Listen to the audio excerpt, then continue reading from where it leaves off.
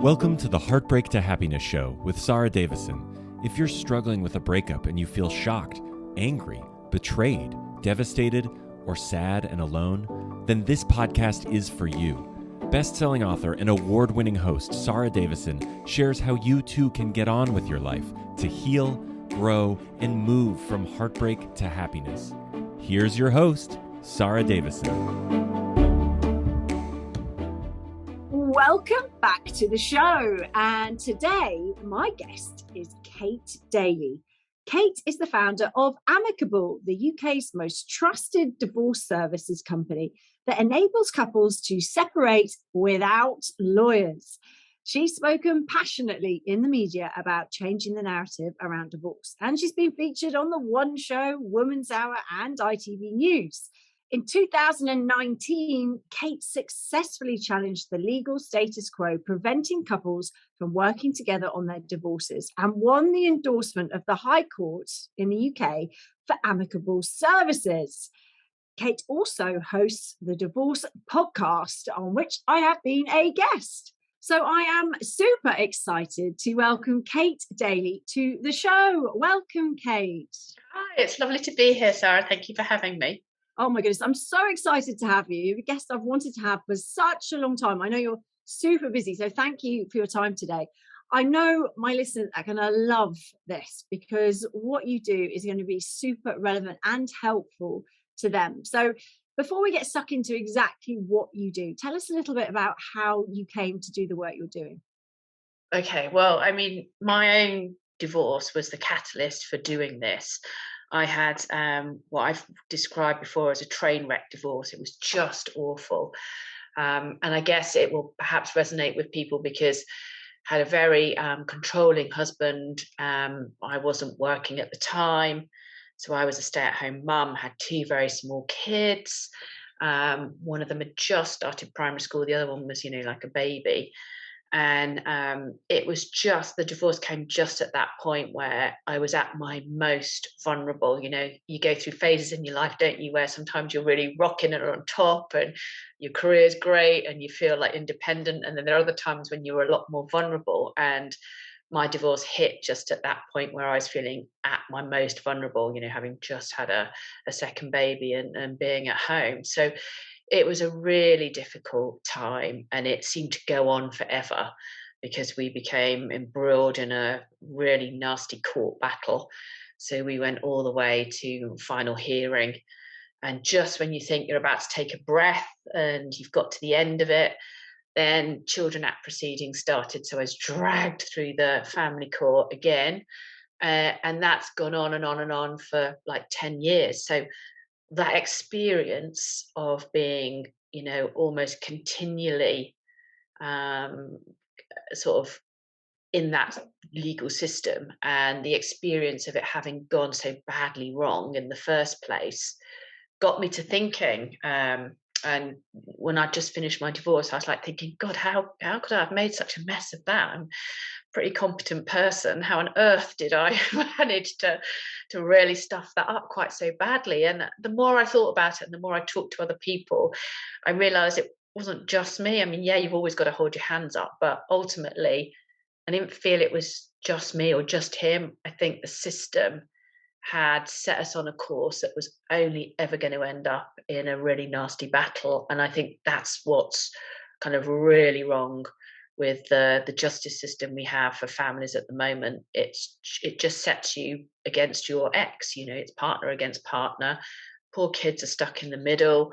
There's all the ripple effect of the family, the wider family that it impacts as well. And I just sort of thought, God, there must be a better way of doing this.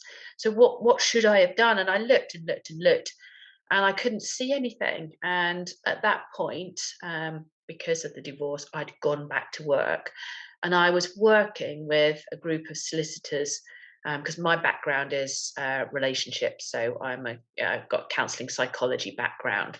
So I'd gone back to work doing some counselling psychology around relationship breakdown and helping people. And that had taken me, because I'd spent such a long time in the legal system by that point, that had taken me to a group of lawyers who were practicing what's called collaborative law.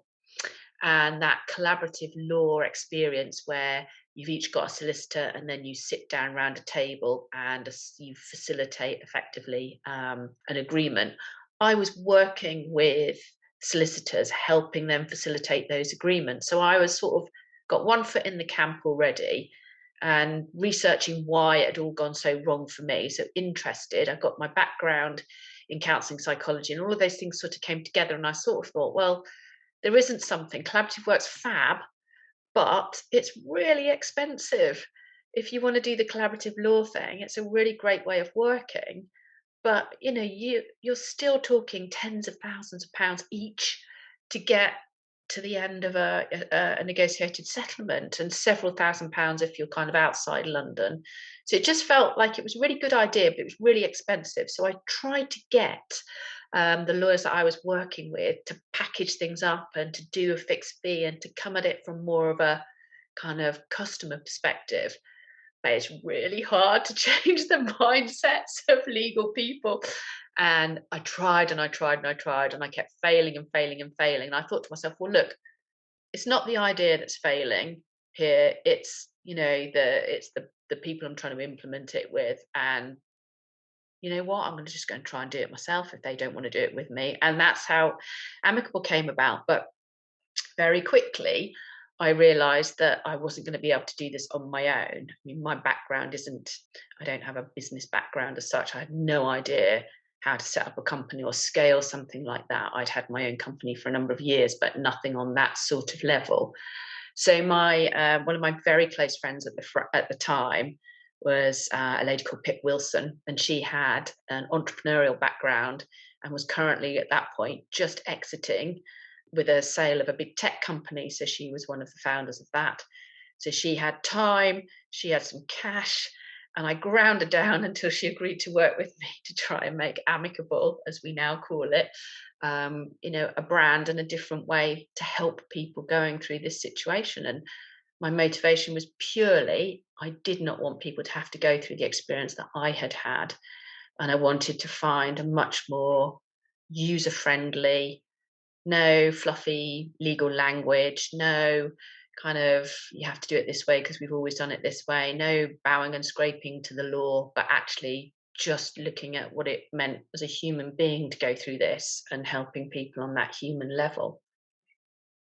Wow, I mean that's a real story, and gosh, sorry, it's a long one as well.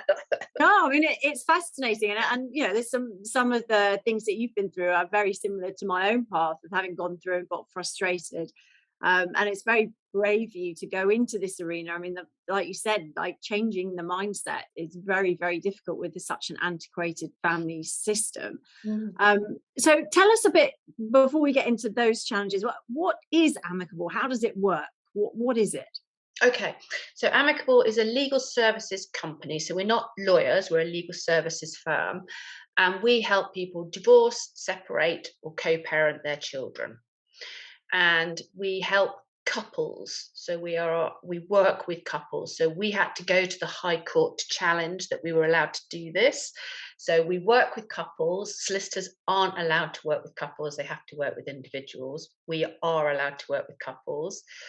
And we do all of the negotiations around children and finances. So similar to a mediator in terms of negotiating those outcomes, we're a bit more interventionist than a mediator, and we talk to you between sessions, and we get a bit more sort of sleeves rolled up and involved in creating the settlement rather than just facilitating the two of you talking. So we help to get those agreements in place. And then we have a legal team who are all legally trained, ex-solicitors, so people who've chosen to come and work for Amicable and therefore given up their practice certificates. So they're not going to get into trouble by working with couples. So they come and work with us, and they do all of our legal drafting paperwork. So just the same service you get from a solicitor in terms of what you can do in terms of creating a consent order or creating a children agreement or whatever it is, just exactly the same, or doing the divorce, helping you put the divorce paperwork together. We do all of that, but we also do the more interventionist helping stuff as well. So we sort of think of it as a one-stop shop. We don't work with people going to court. So this is all stuff that's a non-court intervention. We're not allowed to do that. So we stay right out of that arena. And our goal is just to help you preserve your co-parenting relationship by working in a different way. And we come at it from a more human perspective. And we use a lot of technology to do all of the repeatable tasks. So that helps us keep costs down. And we do everything on a fixed fee. And we have packages so you can split fees between you, and you can pay over a certain number of months and that kind of thing, just to make it more accessible to people, because it's a big outlay sometimes. And so we appreciate that. So we try and make it easier to buy and come at it from a consumer perspective. So, like a solicitor, you go and then you get a bill and it thinks, okay, that's not great, but that's okay. And then you realize you've got to add 20% VAT and stuff. We don't do any of that. Everything is transparently priced and fixed, properly fixed. So you're like buying a product. You're not buying something where we say, well, it's fixed unless you then go on and do A, B, and C. It's all dead simple, dead clear. And that's how we work. This addresses a lot of the big issues that I see with the legal procedure, because the whole thing about billable hours drives me a bit mad. It drives the wrong behaviour, doesn't it? It drives stringing out behaviour, not doing this as painlessly and quickly as possible. I mean, once you're actually in it, nobody wants it dragged out because you're having to send emails to two separate solicitors. That's nuts, isn't it? It doesn't.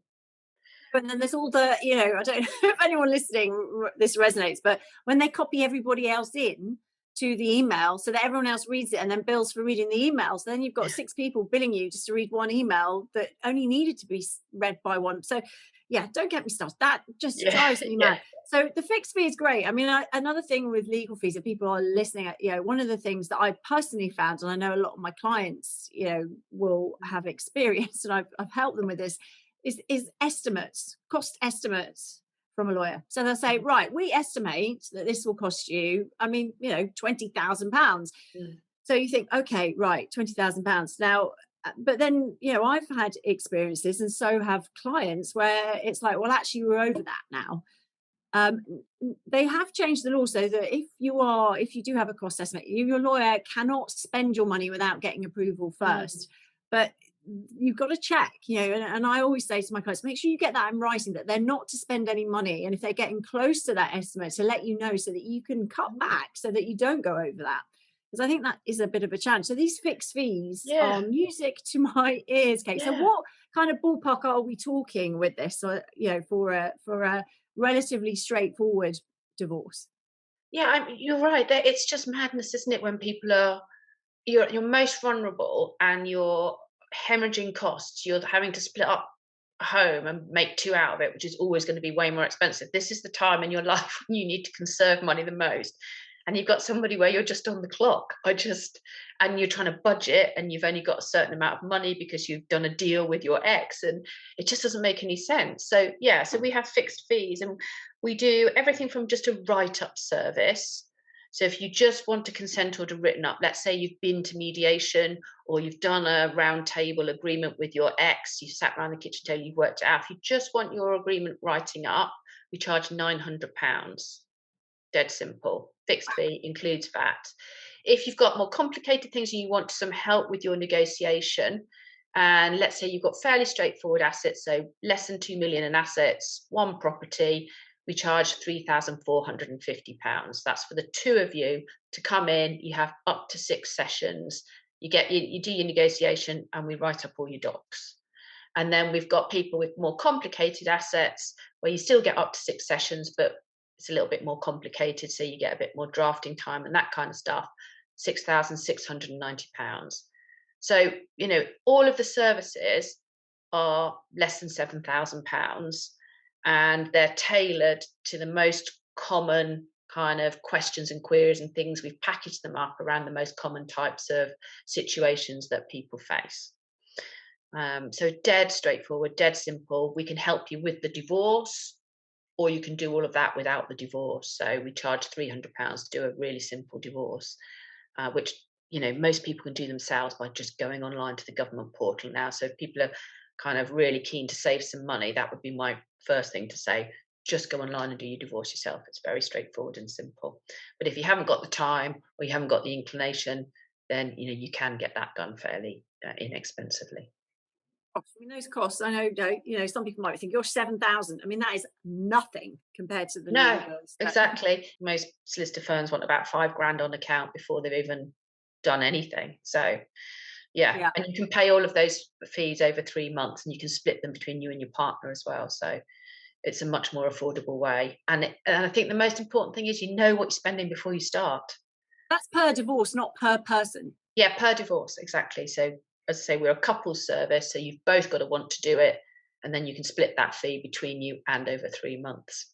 Yes, I know a lot of my listeners will be coming out of toxic relationships where there's been some abuse, where there is controlling behavior. And I know that you mentioned before there that you came out of a controlling relationship. Does this work in those circumstances? I think you've got to be really careful. I don't think this works for everybody. And I think we have what we call our red flags checklist. So when we're talking to people, we're talking and trying to ascertain what level of, comfortableness they have speaking to the other person. At the end of the day, this is a negotiation service. You've got to be able to, we don't have to sit in a room, obviously, because we do everything digitally, but you are going to have to be able to, find your voice and speak up and be able to say what you need. And I think sometimes it's really useful if you're feeling in that vulnerable position, if you've taken some individual legal advice before you come to the negotiation, so you kind of know what your red lines are. But if you're in a really abusive relationship where it's not safe to negotiate, then no, absolutely, you should be seeking the services of a solicitor, because they will represent and protect you. They will represent your best interests, in theory. So it's Yeah. not right for everybody, but you've got to make a judgment call ultimately. Even if you go to a solicitor, you don't necessarily get what you deserve or what you think you want, and you could have spent a lot more money trying than coming to a service like this, where perhaps with a level of pragmatism, you might be able to craft an agreement. But obviously you've both got to be willing to do it. That's the key. Because we only work with couples. So you've both got to be able to say, all right, for the purposes of this, we're going to be able to be civil enough to each other to negotiate this. We're going to work with a coach, and we're going to try and craft an agreement so that we can go our separate ways. But ultimately, for some people, it won't work, I guess. Yeah, I mean, there just isn't much for people coming out of toxic No, relationships that is going to no. best serve them. I'm sure you see this. There's Yeah. you go to court, and that's just a cesspit of corruption on the whole, in my opinion. So you get dragged into that, and a lot of people in that system may say they understand domestic abuse but have a very limited understanding Yeah. at best. Whilst there are some great legal professionals in there and some professionals, sort of therapists and things, there are a lot that aren't. And I just find that most of my clients suffer more mental distress from the family court system than they do from the abuser during that time. So it's really, really difficult to manage. Yeah. This is what you I agree, because you feel re-abused every time you go in and you have to explain what's happened. And that I find that really, I have found that, that's been going on for me for 10 years. I found that really, really difficult. And you can get some really good people, like judges in particular, but judicial continuity is rare, and therefore you can get a really good judge. Next time you go up, next time you're in court, it can be somebody totally different who doesn't have the training or doesn't understand in quite the same way. And also, for me, what I think people don't get is when you've been through that kind of abuse, it sticks around forever. And I think there's an impatience that, oh, you should be better by now, or, oh, this is old news, we're past this. But anyone who's been a survivor of that kind of relationship will understand that you don't, it stays with you. You learn to cope with it, you learn to manage it, you learn to function, but it doesn't go away.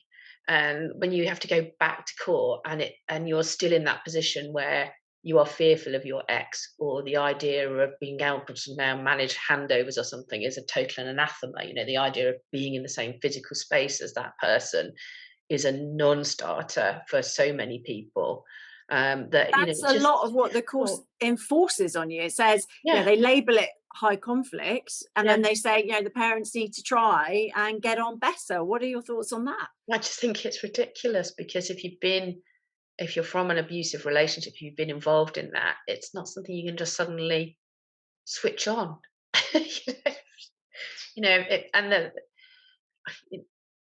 There are levels of abuse, aren't there? But when you've been really quite seriously traumatized by the abuse you've suffered, I would find it difficult to ever think I'd be able to be in the same physical space as my ex, for example. That wouldn't happen. But unfortunately, we live in a time where I'm seeing, so-called experts in these fields, demanding that clients, victims of abuse, are spending time with their partners, ex-partners, to improve their parenting skills and to take responsibility and to manage the conflict. If they don't, there's severe punishments. So it's scary what's going on, I think. It is really scary. It's not good, is it? But I think, like you said in kind of your opening comments, this whole system doesn't work, and we're talking about a small percentage of people where there's been abuse, but for the wider population, it's just as bad a deal, isn't it? I mean, it's not as bad in terms of what they're going through from a trauma perspective, but I don't think the current system works for anybody very well. There might be a tiny slither of people for whom it does, but I don't come across them. And I think, what drives me is to try and keep more people out of court, and not to have to be court be the sort of the default space for people to go. And I'm not sure that family justice as a whole is in the right place. I personally don't think we're dealing with it in the right way, and I think there should be a different way of organising it and for people to access it, so it doesn't look like it does now. How, what are your ideas for changing that? Obviously, you're doing your thing, but I know you were saying earlier it's quite difficult to get people inside the system to change their mindsets, because obviously they're benefiting massively from this, aren't they? So how do we go about getting those changes? I think there's a number of things. I think there's lots of conversations to have at a policy and political level. So we do a lot of that, and I talk to a lot of people about changes and how we can make changes. My skeptical head says the thing that really changes stuff is volume. So one of Amicable's ambition is to become, the leading provider. We are the top rated divorce service provider at the moment, according to Trustpilot, but we want to be the biggest. And I think once you get volume, people sit up and listen, policymakers, politicians, the judiciary, the people that make things happen. And I think a lot of those conversations are going on at the moment. And I think once you add volume into the mix, your voice is amplified. There's a lot of good work being done by various groups. The Family Solutions Group have got loads of ideas. And one of their big calls at the moment is there should be a minister for this. So to have ministerial responsibility for family justice. And I think that would be a really, really good start, because the MOJ's kind of main focus really is prisons and probation and keeping everybody safe, which is right. But I think a ministerial position that was for families and family justice would be a good step in the right direction in terms of budgetary sway and influence. That would be great, as long as that person has walked in those shoes, because I'm pretty sick of dealing with people who are trying to make policies on things that they have no personal experience of, and it makes it so much harder if you haven't experienced it and you don't understand. I mean, I understand they bring in people like you and me to discuss these things, but really it's important for them to understand it at a grassroots level. What do you think? Yeah, I agree. I think it would be great if we had somebody who genuinely had the empathic reach and the understanding to really make a change to this space, because this is expensive. The way we do it at the moment is expensive. There are various figures bandied around, but I think it's around £53 billion it costs this country in helping people recover from a broken relationship or a relationship breakup. And that's things like the extra costs in pupil premium, the extra costs in benefit, the extra costs in prison services. So there is a big calculation, and 51 billion it is. 51 billion is bigger than the UK's defence budget. So there are really good, not just moral and compassionate reasons, but financial reasons why we should be addressing this, and should be making a change, because allowing people or forcing people to battle it out and chucking out broken people from a system where relationship breakdown breaks your spirit and breaks your ability to work, to live, to have a fulfilling life is wrong and very expensive. Yeah, and I think the thing that most of my clients, when they have a lawyer and they're going through that process, they talk a lot about the financial cost and the how much that is going to take out of the pot, but it's never discussed the mental strain. And I think that's something that people really underestimate. That this can spiral off into all different things that come up. Whether it's if you're with a controlling ex, that obviously is going to be they're going to be gaslighting from the start, so it's going to be very difficult. But even pretty straightforward divorces, the costs can pretty quickly Yeah, rack up, which causes a lot more stress. It yeah. causes a lot more mental anguish. And I don't think And we it, and think it about that. snowballs, doesn't it? So if your divorce causes anxiety or depression, and then you have to take time off work, and then you've had so much time off work, you lose your job, or you feel you can't carry on working, then you're in the benefit system, and it just goes on and on and on, and those things, and then your relationships with your kids start to break down. You can start to see how this can really rapidly snowball, and the fact that we are so rubbish at ending relationships in a way where we can move on and protect our kids is quite astounding, really. And that is our mission. We are on a mission to change the way people end relationships, because I think we're past the point of naively thinking that you're going to get married once and it's going to be forever and that's the end of it. For nearly half people that get married, that's no longer the case, and fewer people are marrying. So there are more cohabiting relationships, and cohabiting relationships are 5 times more likely to break down than a marriage. So more people are in quite vulnerable relationship situations and will change partners and will have relationship breakdown as part of their kind of life journey. So we have to, as a society and as a nation and as individual citizens, take some responsibility for improving the way we move in and out of relationships. Because particularly with the extension in life expectancy, if you're going to live 100 plus years, 90 years, 100 years, it's inconceivable to think you'll only have one relationship.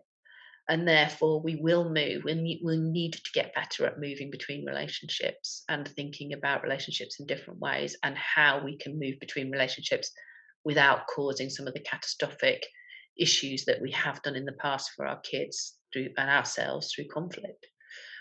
Yeah, I think that's really good advice. I think it's something that we should all be accepting of. We live in a society that things are very changeable, very disposable. If you don't like something, we swap it.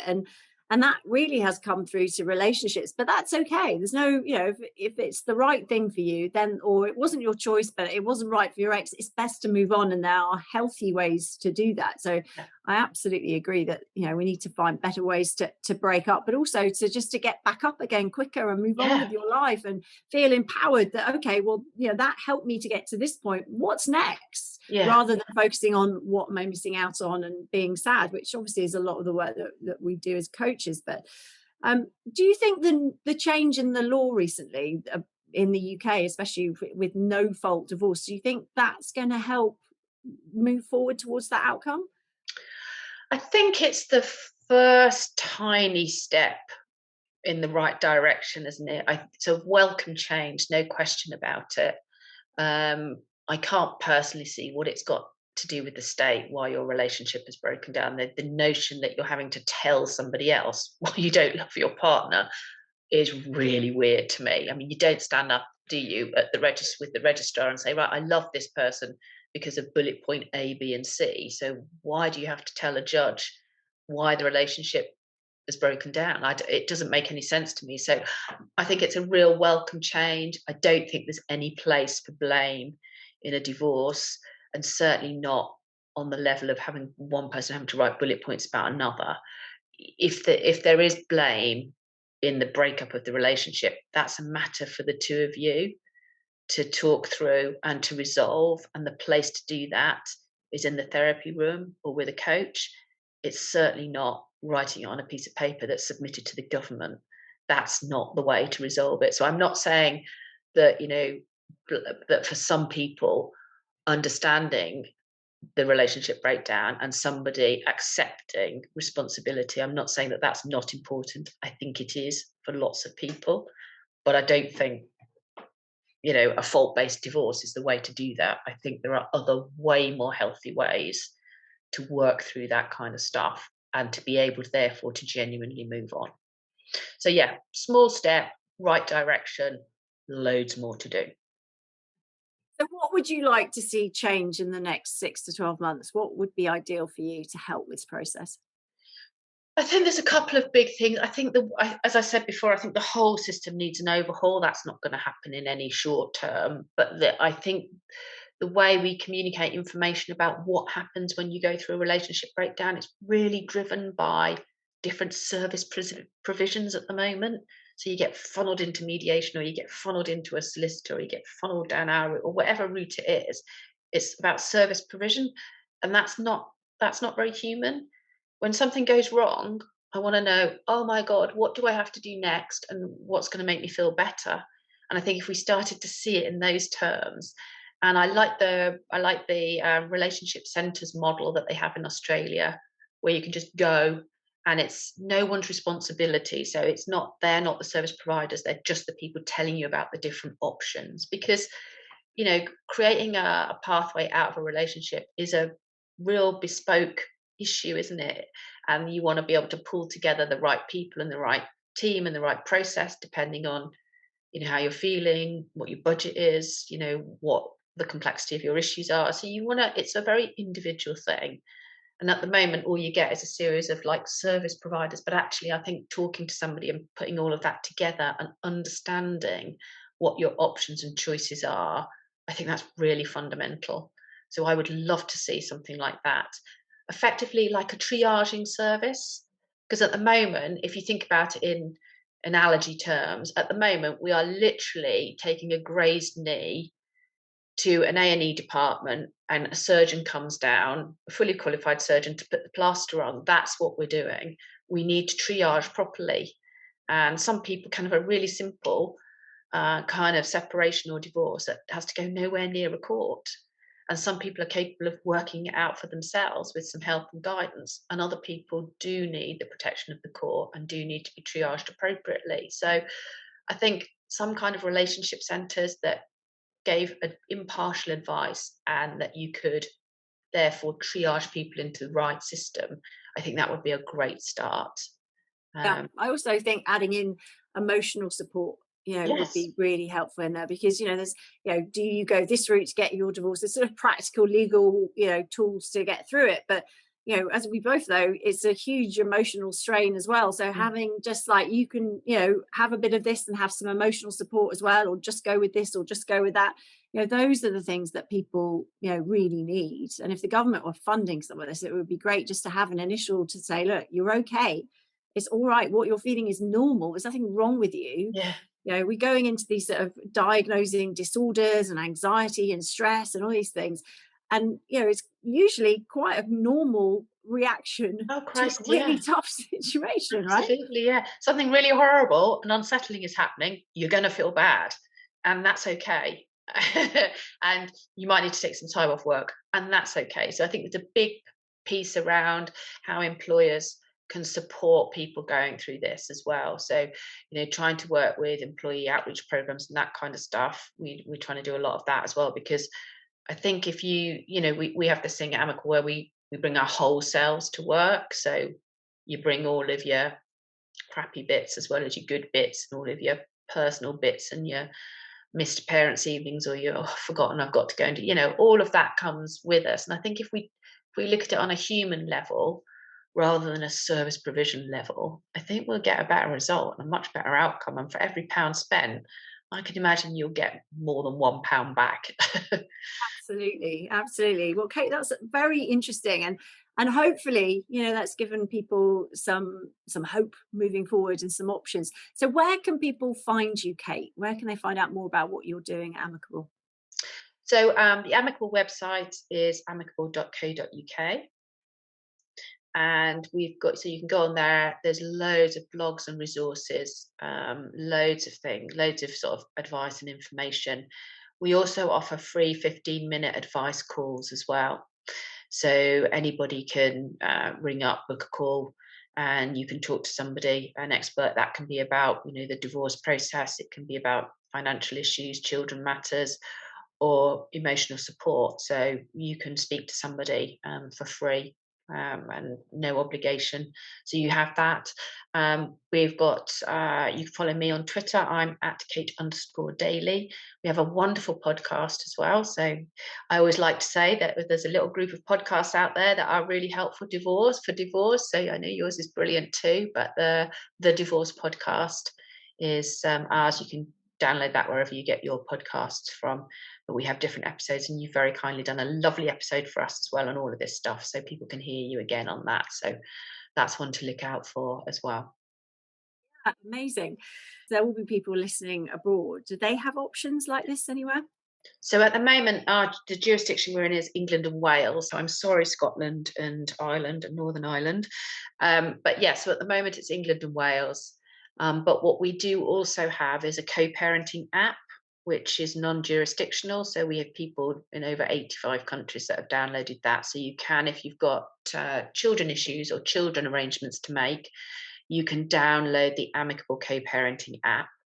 That's got lots of kind of patterns that you might be interested in. So, when you're trying to work out arrangements to see both parents, so there's some preset patterns, because sometimes you don't know what you don't know, do you? And there's some really kind of cool patterns in there that might work for you and your family.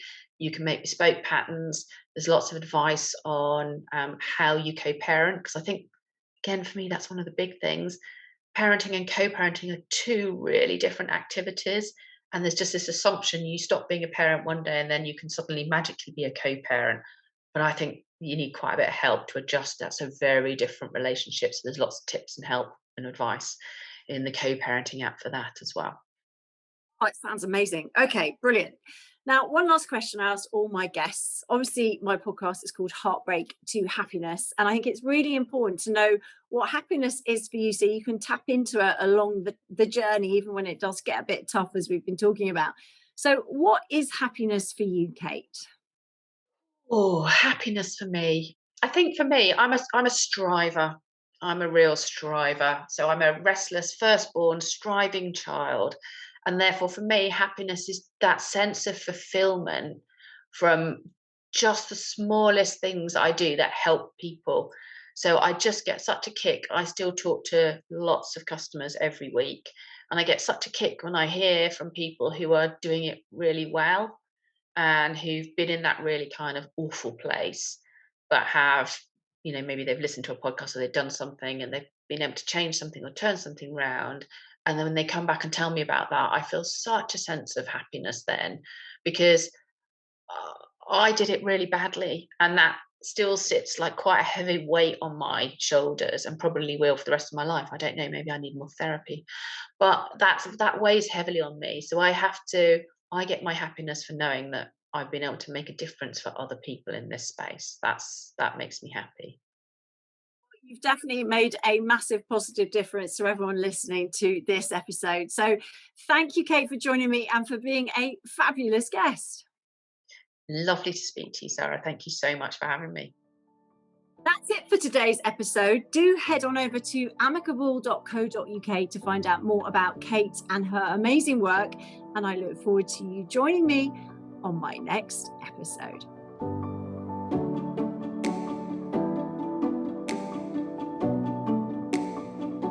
That's it for today's episode of Heartbreak to Happiness. Don't forget to subscribe and leave a review to win a free ticket to Sarah's virtual Heartbreak to Happiness retreat.